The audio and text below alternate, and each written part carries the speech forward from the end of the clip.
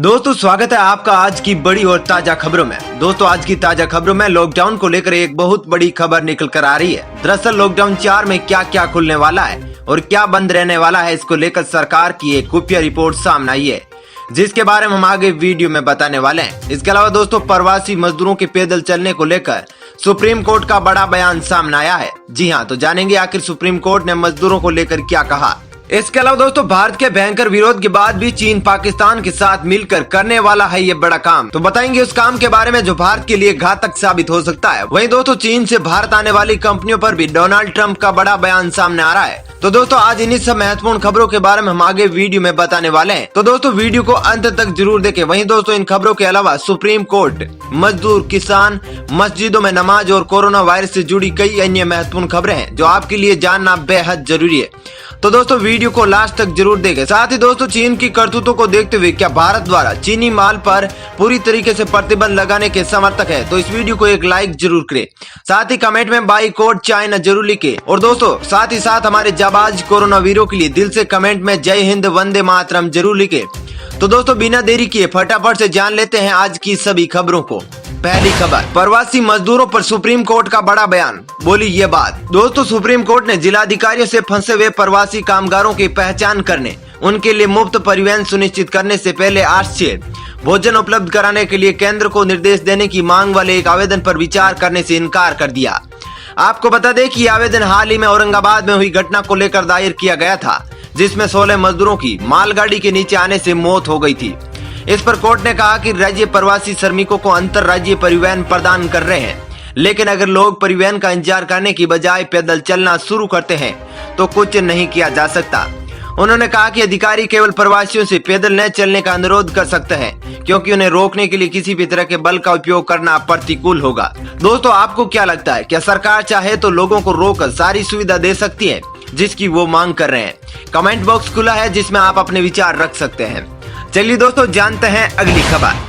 High court का फैसला, UP में प्रवेश करने वाले हर व्यक्ति की बने सूची, 15 दिन कराया जाए क्वारंटीन। जी दोस्तों इलाहाबाद हाई कोर्ट ने कहा कि कोरोना महामारी से निपटने के लिए यूपी में प्रवेश करने वाले हर व्यक्ति की सूची बनाई जाए और उनकी कड़ी निगरानी की जाए। जी हाँ, बाहर से आने वाले हर व्यक्ति को 15 दिन के लिए अनिवार्य रूप से क्वारंटीन किया जाए।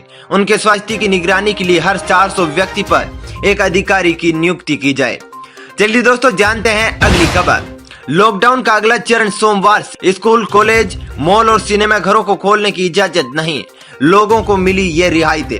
जी हाँ दोस्तों कोरोना वायरस के कारण लागू राष्ट्रव्यापी लॉकडाउन का अगला चरण सोमवार से शुरू होगा। आपको बता दें कि इसमें लोगों को ज्यादा रियायत और लचीलापन देखने को मिलेगा। जी हाँ, दरअसल अधिकारियों ने कहा है कि बंद के इस चौथे चरण में यात्री रेल सेवा और घरेलू यात्री उड़ानों को क्रमिक रूप से शुरू किया जा सकता है। साथ ही राज्यों और केंद्र शासित क्षेत्रों को अपने यहाँ हॉट स्पॉट को परिभाषित करने का अधिकार दिया जाएगा। वहीं आपको बता दें कि देश में कहीं भी स्कूल, कॉलेज, मॉल और सिनेमाघरों को खोलने की इजाजत नहीं होगी, लेकिन आपको बता दें कि कोविड-19 निश्चित क्षेत्रों को छोड़कर सैलून, नाई की दुकानें और चश्मों की दुकानों को रेड जोन में भी खोलने की मंजूरी दी जा सकती है। दरअसल अधिकारी ने कहा कि लॉकडाउन 4 में पहले के चरणों की अपेक्षा लोगों को ज्यादा छूट मिलेगी। आपको बता दें कि इस दौरान ग्रीन जोन को पूरी तरीके से खोल दिया जाएगा, ऑरेंज जोन में बेहद कम बंदी से होगी, जबकि रेड जोन में केवल निश्चित क्षेत्रों में ही सख्त पाबंदियां रखी जाएगी। दोस्तों आपके विचार से क्या लॉकडाउन बढ़ना चाहिए या नहीं? आपका जो भी विचार हो कमेंट बॉक्स खुला है, उसमें जरूर बताना।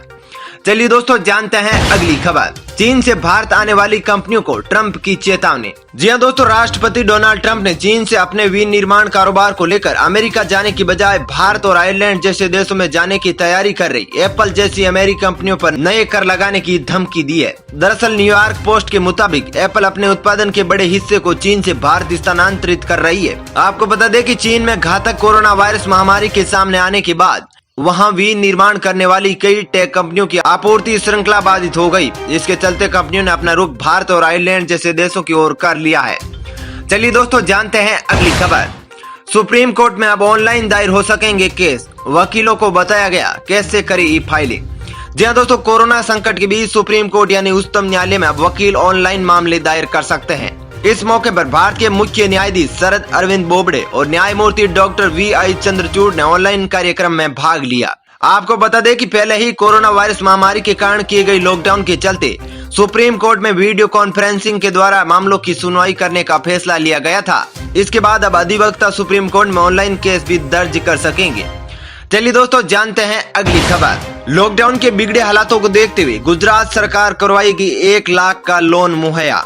जी हां दोस्तों, लॉकडाउन के दौरान बिगड़े आर्थिक हालातों के मद्देनजर गुजरात सरकार ने घोषणा की है कि लोगों को 2% के वार्षिक ब्याज पर 1 लाख रुपए तक का लोन मुहैया कराया जाएगा। ये लोन किसी भी गारंटी के बिना दिया जाएगा। आपको बता दें कि राज्य में करीब 10 लाख लोगों को ये 3 वर्ष तक के लिए मिलेगा। ये लोन आत्मनिर्भर गुजरात सहायता योजना के तहत मिलेगा। दोस्तों, मुख्यमंत्री विजय रूपाणी के सचिव अश्विनी कुमार ने शुक्रवार को ये जानकारी दी। ये लोन लेने वाले आगामी 21 मई से आवेदन कर सकेंगे। इसके पश्चात 31 अगस्त तक आवेदन भरा जा सकेगा। आपको बता दें कि ये आवेदन राज्य भर में करीब 1000 जिला सहकारी बैंकों की शाखाओं, 1400 शहरी सहकारी बैंकों और 7000 से ज्यादा क्रेडिट सोसाइटी सहित 9000 स्थलों से प्राप्त हो सकेगा। चलिए दोस्तों, जानते हैं अगली खबर। भारत में भारी विरोध के बाद भी चीन पीओके पर बनाएगा बांध। जी हां दोस्तों, भारत के खिलाफ चीन और पाकिस्तान एक बार फिर बड़ी साजिश रच रहा है। हाल ही में चीन ने पाकिस्तान के कब्जे वाले कश्मीर में गिलगिट और बाल्टिस्तान में एक नए बांध बनाने के लिए मेगा कॉन्ट्रैक्ट अनुबंध पर हस्ताक्षर किए हैं। अब भारत ने इस पर कड़ी आपत्ति जताई है। भारत के कड़े विरोध को देखते हुए एक दिन बाद चीन ने नए बांध बनाने के अपने फैसले पर बचाव किया है। चीनी अधिकारी ने कहा कि यह पाकिस्तान के साथ पारस्परिक रूप से लाभप्रद और बराबरी पर आधारित सहयोग है। गौरतलब है कि चीन ने भारत के कड़े विरोध के बावजूद पीओके में पाकिस्तान सरकार के साथ मिलकर गिलगित बाल्टिस्तान में दियामेर बहासा बांध बनाने की तैयारी कर रहा है। इस अनुबंध पर चीन के विदेश मंत्रालय के प्रवक्ता झाओ लिजियांग ने अपनी सरकारी कंपनी का बचाव करते हुए कहा, इस बांध को स्थानीय आबादी की भलाई के लिए बनाया जा रहा है। चलिए दोस्तों, जानते हैं अगली खबर। किसानों को फसल का अधिक मूल्य दिलाने के लिए सरकार ने किया कानून में संशोधन का ऐलान। जी हां दोस्तों, केंद्रीय वित्त मंत्री निर्मला सीतारमण ने लगातार तीसरे दिन 20 लाख करोड़ रुपए के आर्थिक पैकेज के बारे में प्रेस कॉन्फ्रेंस कर जानकारी दी। वित्त मंत्री ने शुक्रवार को किसानों को बेहतर मूल्य प्राप्ति के लिए आवश्यक वस्तु अधिनियम 1955 में संशोधन करने का ऐलान किया है। आपको बता दें कि निर्मला सीतारमण ने बताया कि जल्द ही कृषि उत्पादों में अनाज, खाद्य तेल, तिलहन, दालें, प्याज और आलू को डीरेगुलेट किया जाएगा। वित्त मंत्री सीतारमण ने कहा कि किसान देश का पेट भरने के साथ निर्यात करता है। उसके लिए अनाज भंडारण, कोल्ड चेन और अन्य कृषि आधारित इंफ्रास्ट्रक्चर के लिए 1 लाख करोड़ रुपए खर्च किए जाएंगे। चलिए दोस्तों, जानते हैं अगली खबर। पशुधन और पशुपालन के लिए 28,343 करोड़ रुपए के पैकेज का ऐलान। जी हां दोस्तों, निर्मला सीतारमण ने बताया कि पीएम मोदी ने जो कोरोना वायरस और लॉकडाउन से हुए नुकसान से अर्थव्यवस्था और देश को संभालने के लिए ऐतिहासिक राहत पैकेज का ऐलान किया है, उसमें से 28,343 करोड़ रुपए सिर्फ पशुधन और पशुपालन के लिए है। चलिए दोस्तों, जानते हैं अगली खबर। सुप्रीम कोर्ट ने तमिलनाडु में शराब की दुकानें खोलने का दिया आदेश।